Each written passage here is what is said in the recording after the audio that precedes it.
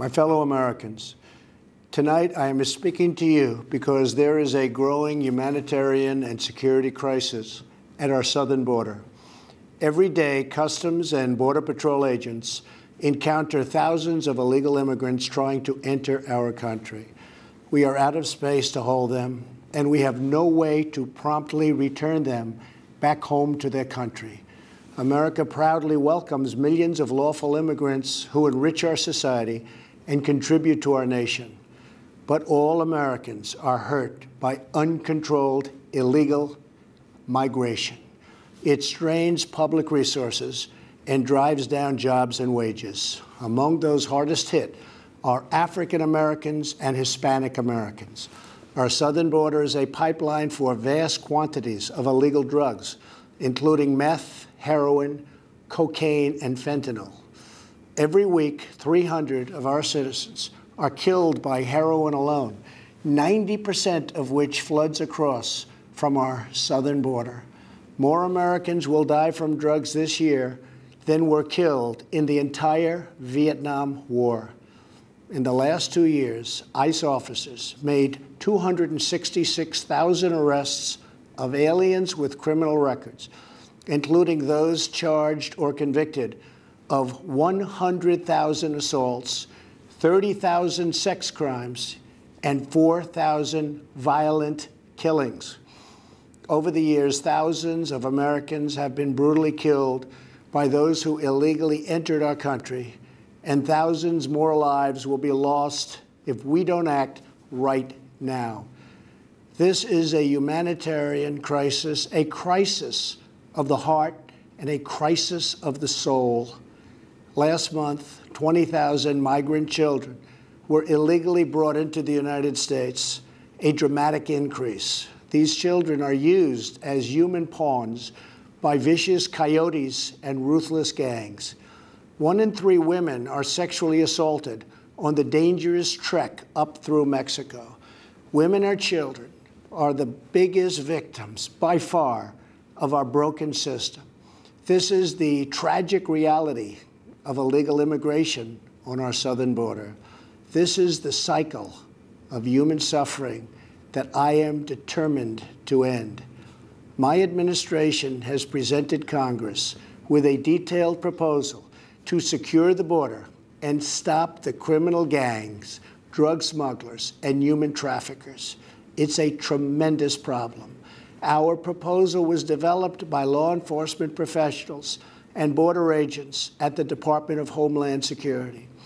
These are the resources they have requested to properly perform their mission and keep America safe, in fact, safer than ever before. The proposal from Homeland Security includes cutting-edge technology for detecting drugs, weapons, illegal contraband, and many other things. We have requested more agents, immigration judges, and bed space to process the sharp rise in unlawful migration fueled by our very strong economy.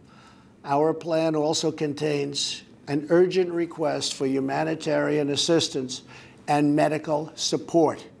Furthermore, we have asked Congress to close border security loopholes so that illegal immigrant children can be safely and humanely returned back home.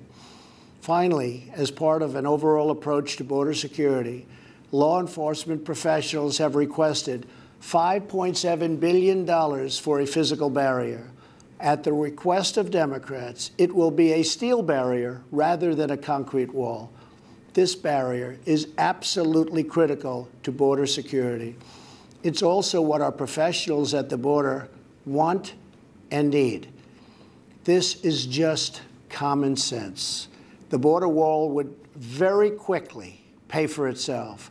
The cost of illegal drugs exceeds $500 billion a year, vastly more than the $5.7 billion we have requested from Congress.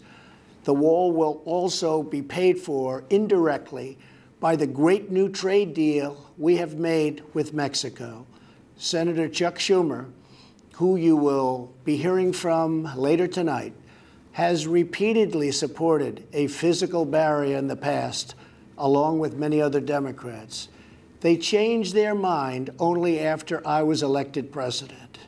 Democrats in Congress have refused to acknowledge the crisis, and they have refused to provide our brave border agents with the tools they desperately need to protect our families and our nation. The federal government remains shut down for one reason, and one reason only, because Democrats will not fund border security. My administration is doing everything in our power to help those impacted by the situation. But the only solution is for Democrats to pass a spending bill that defends our borders and reopens the government.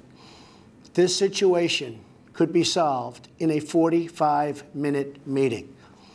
I have invited congressional leadership to the White House tomorrow to get this done. Hopefully, we can rise above partisan politics in order to support national security. Some have suggested a barrier is immoral. Then why do wealthy politicians build walls, fences, and gates around their homes? They don't build walls because they hate the people on the outside, but because they love the people on the inside. The only thing that is immoral is the politicians to do nothing and continue to allow more innocent people to be so horribly victimized. America's heart broke the day after Christmas when a young police officer in California was savagely murdered in cold blood by an illegal alien who just came across the border. The life of an American hero was stolen by someone who had no right to be in our country. Day after day, precious lives are cut short by those who have violated our borders. In California, an Air Force veteran was raped, murdered, and beaten to death with a hammer by an illegal alien with a long criminal history. In Georgia, an illegal alien was recently charged with murder for killing, beheading, and dismembering his neighbor. In Maryland, MS-13 gang members who arrived in the United States as unaccompanied minors were arrested and charged last year after viciously stabbing and beating a 16-year-old girl. Over the last several years, I've met with dozens of families whose loved ones were stolen by illegal immigration. I've held the hands of the weeping mothers and embraced the grief-stricken fathers. So sad, so terrible. I will never forget the pain in their eyes, the tremble in their voices, and the sadness gripping their souls. How much more American blood must we shed before Congress does its job? To those who refuse to compromise in the name of border security, I would ask, imagine if it was your child, your husband, or your wife whose life was so cruelly shattered and totally broken. To every member of Congress, pass a bill that ends this crisis. To every citizen, call Congress and tell them to finally, after all of these decades, secure our border. This is a choice between right and wrong, justice and injustice. This is about whether we fulfill our sacred duty to the American citizens we serve. When I took the oath of office, I swore to protect our country, and that is what I will always do. So help me God. Thank you and good night.